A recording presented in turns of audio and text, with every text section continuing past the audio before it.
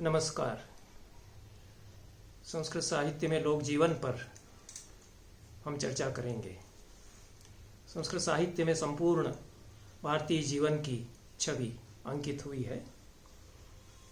दुर्भाग्यवश यह मान लिया जाता है कि संस्कृत में धीरोदात्त महानायकों, उच्च वर्ग के लोगों का चित्रण ही हुआ है, अथवा उसमें प्राचीन भारतीय चिंतकों, विचारकों, ऋषियों, मुनियों का ज्ञान, उनके ज्ञान का भंडार इसमें भरा हुआ है।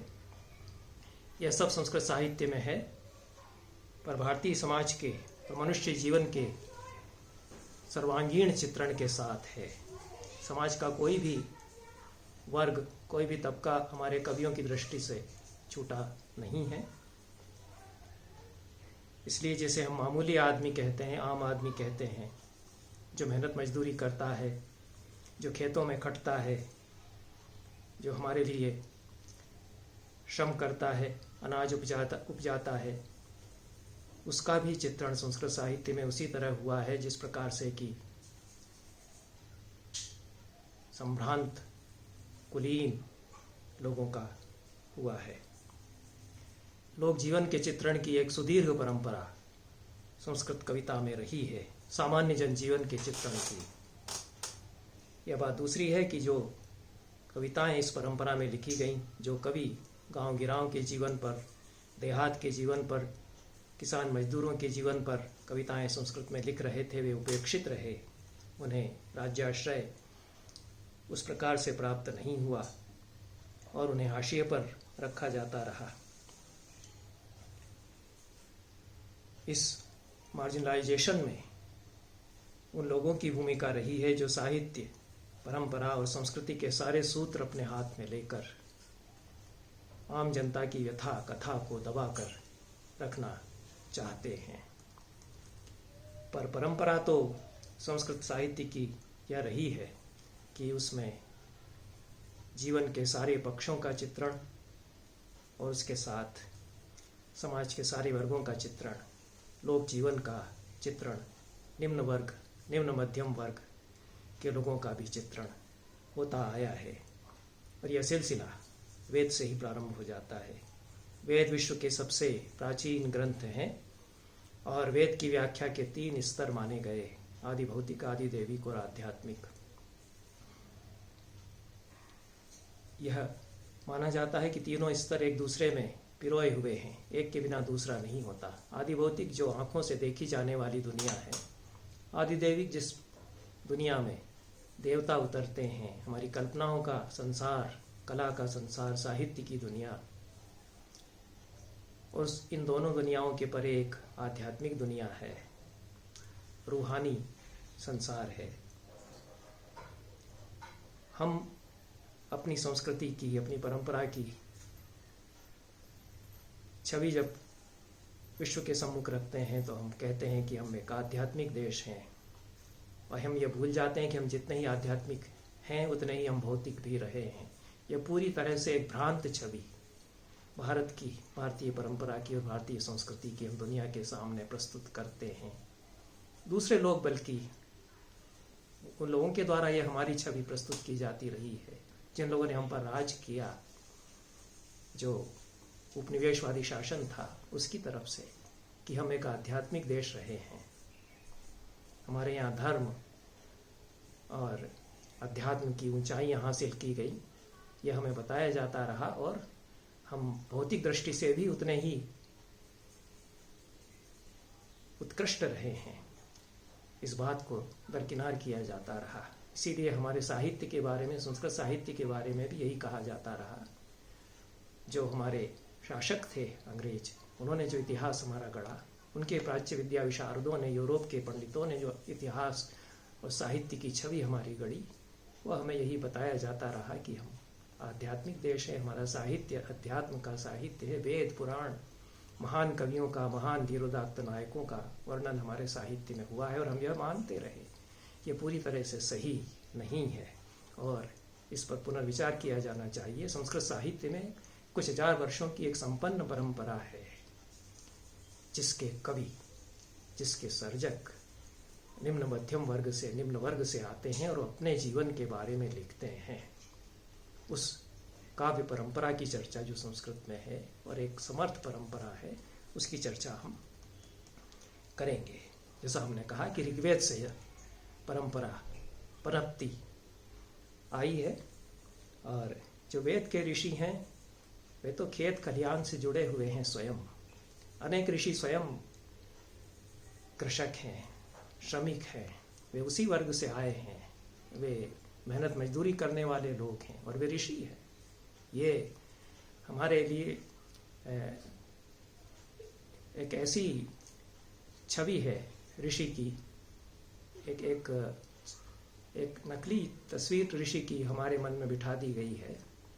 लेकिन वेदों के ऋषि तो समाज के एक ऐसे वर्ग से बहुत सारे ऋषि आते हैं जिसको कि आज की भाषा में निम्न वर्ग कहा जाता है। वास्तव में निम्न वर्ग नहीं है, सब शब्दावली अवश्य एक दूसरी भाषा से हम अनुवाद के रूप में कभी कभी ले लेते हैं, लेकिन जो श्रम करने वाले लोग हैं उनसे वे संबंध रखते हैं और खेत खलिहान उनकी कविता में, उनके मंत्रों में, वैदिक सूक्तों में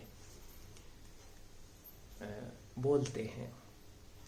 ऋग्वेद के चौथे मंडल का 57वां सूक्त है, वह कृषि सूक्त कहा गया है।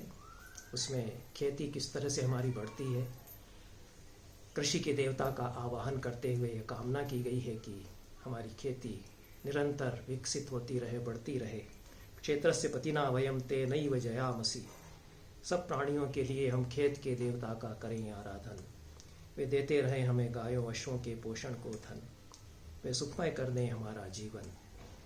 क्षेत्रस्य पते मधुवंत मूर्मिम धेनुरियोपयो अस्मासु धुक्ष, हे क्षेत्रपति हमारे लिए मधुमान ऊर्मियों का संचार करो।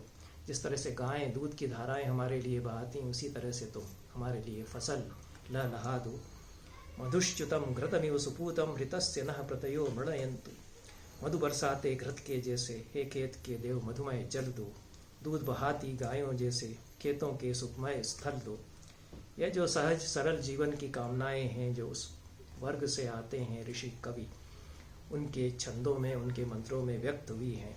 मधुमती रोषधीर दाव आपो मधुमन्नो अवत्वंतरिक्षम, क्षेत्रस्य पतिर्मधुमान्नो अस्त्वरिष्यन्तो अन्वेनम चरेम। औषधियाँ सब मधुमती रहें, मधुमय जल हो, मधुमय अन्न रहे, अंतरिक्ष बन जाए मधुमय, न करें हम कोई कभी क्षरण, खेत के देवता का करें अनुसरण। ये इसका अनुवाद है। ऋग्वेद के ही छठे मंडल का 28वां सूक्त गो सूक्त कहलाता है। पूरा सूक्त गायों के बारे में है। गायों को प्रसन्न होकर के ऋषि देखते हैं। उसका मैं संक्षेप में अनुवाद मात्र पढ़ रहा हूँ। गायें आए घर हमारे, सिद्ध करें वे मंगल सारे। इस प्रकार से गोष्ठ में किस प्रकार से गायें हमारे वापस लौटती हैं, उसके दृश्य को देखते हुए कवि कहते हैं, गोष्ठ कहते हैं जो गायों के निवास का स्थान है, बाड़ा, उसी से भाषाओं में गोठ बना, उसी से गोष्ठी, संगोष्ठी, ये सब शब्द विकसित हुए। गायों के निवास स्थान के आसपास बैठ कर के जो लोग चर्चाएं करते थे वे गोष्ठी एक तरह से करते थे। तो यह हमारी संस्कृति उसी स्थान से विकसित हुई। आ गावो अगमन नुत भद्र मक्रन सोदंतु गोष्ठे रणयंत्वस्मयी। प्रजावती हैं गायें, पुरुरूपा हैं गायें, आ गई देखो गायें गोष्ठ के भीतर।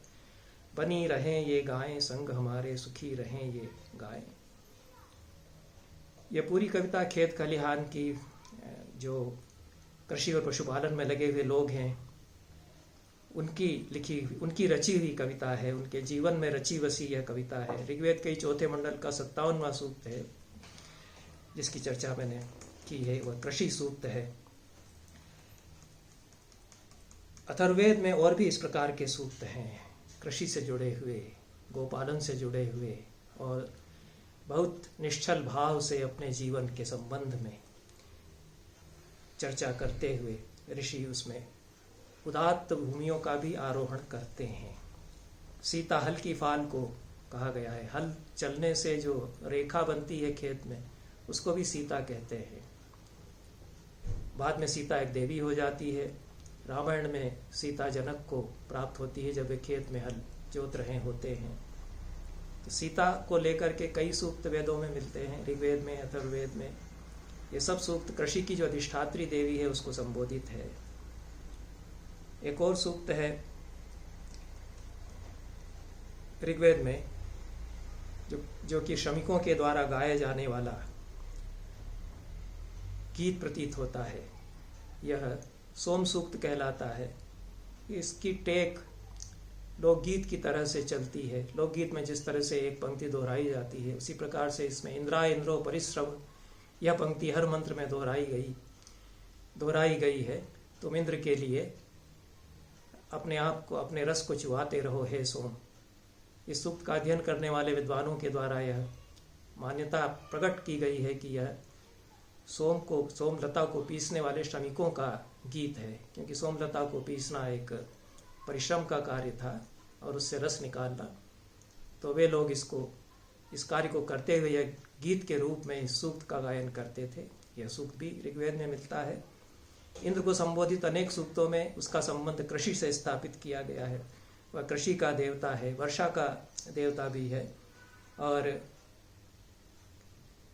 जो कृष्टि शब्द है उसका अर्थ संस्कृत में खेती भी होता है, उसका अर्थ संस्कृति भी होता है।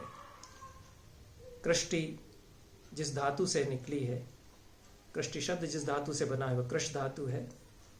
कृष का अर्थ खेती करना होता है। उसी से कृषक, कर्षक ये शब्द बने हैं। उसी से कृष्टि शब्द बना है जिसका अर्थ खेती है। उसी का अर्थ संस्कृति भी होता है। और इसी कृष्टि से ही यूरोप की भाषाओं में, ग्रीक, लैटिन, फ्रेंच, लैटिन और जर्मन आदि भाषाओं में कल्ट धातु बनती है। उसी से कल्चर होता है, उसी से एग्रीकल्चर होता है। तो पूरी जो हमारी संस्कृति, जो कृषि प्रधान संस्कृति रही है, और उस कृषि की धरती से, खेत खलिहान से किस प्रकार से संस्कृति के उन्नत मूल्य विकसित हुए हैं, यह हम इन शब्दों के द्वारा भी जान सकते हैं।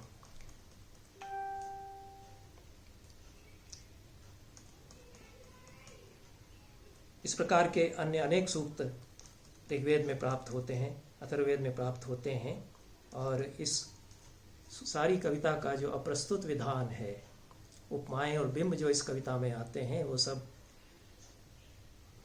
सामान्य जीवन जो श्रमिक वर्ग का है उससे आते हैं।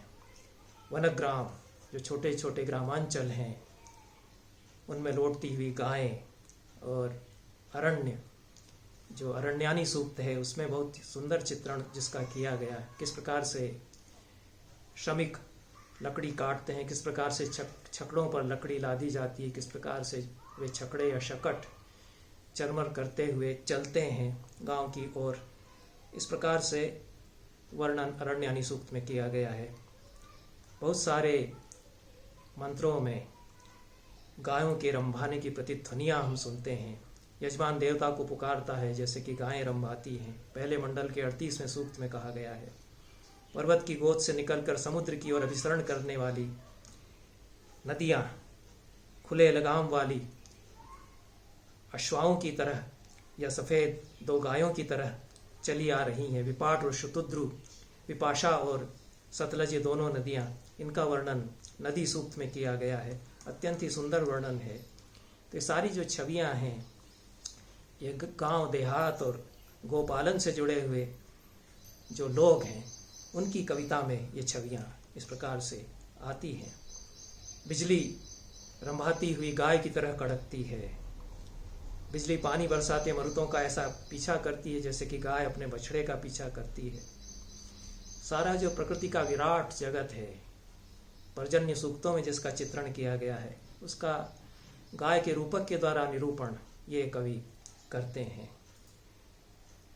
लोक साहित्य और लोकगीतों में जिस प्रकार से पारिवारिक संबंधों की मधुर छवियाँ, मधुर रसगंध अभिव्यक्त होता है, उससे भी अनेक सूक्त ऋग्वेद के और अन्य वैदिक संहिताओं के सुहासित हैं।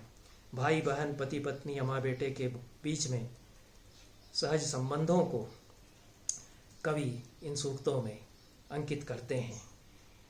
ऋग्वेद के एक मंत्र में कहा गया है कि वो भाई कैसा जिसके होते हुए बहन अनाथ रहे, और वो बहन कैसी जिसके होते हुए भाई के दुख दूर न हो सके।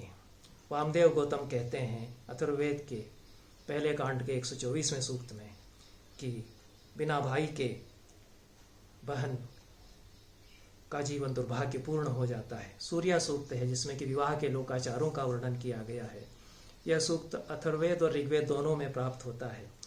विवाह के समय जो लोकगीत गाए जाते हैं उनके भाव इस सूक्त में समाये हुए हैं।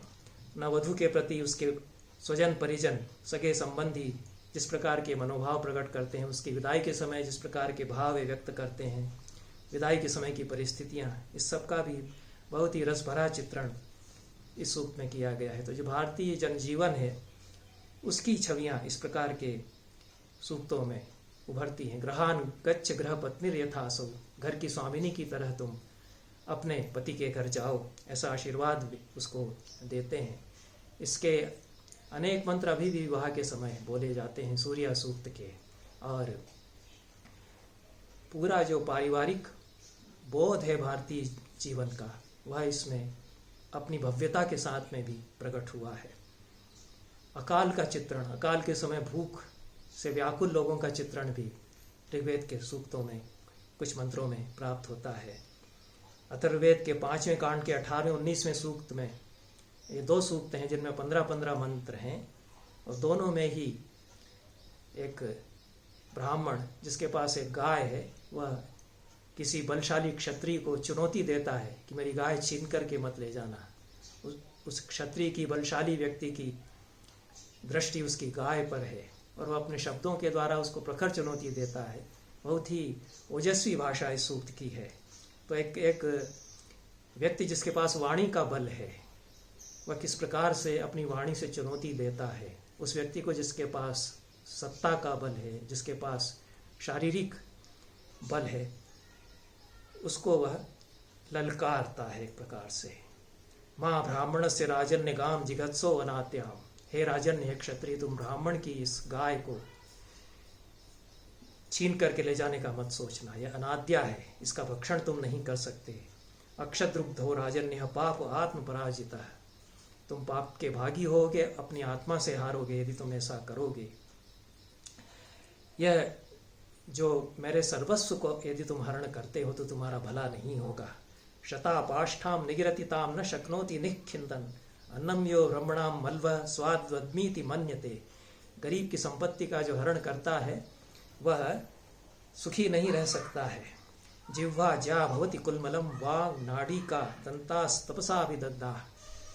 उस व्यक्ति की जिसके सर्वस्व का और उसकी गौ का इस प्रकार से अपहरण किया जा रहा है, उसकी जिह्वा धनुष की डोरी बन जाती है टंकार करती हुई, उसके शब्द बाण बन जाते हैं, उनसे तुम नहीं बच पाओगे। यह उग्रो राजा मन्यमानो ब्राह्मणम यो जिगत्सति परातत्सिच्यते राष्ट्रम ब्राह्मणो यत्र जीयते। वह राष्ट्र अधपतित हो जाता है जिसमें कि ज्ञानी लोगों का अपमान होता है और ब्राह्मण या ज्ञानी लोग सताए जाते हैं, यह कहता है। तो यह वेदों के जो मंत्र हैं उनमें जो जीवन है और उनमें लोक जीवन की जो छवियां हैं वे आगे किस प्रकार से कविता में, संस्कृत कविता में झंकृत होती हैं, और यह लोक जीवन की यात्रा संस्कृत कविता में जारी रहती है, इस पर हम आगे चर्चा करेंगे। यह पहला पड़ाव संस्कृत कविता में लोक जीवन की यात्रा यहाँ समाप्त होता है। बहुत बहुत धन्यवाद।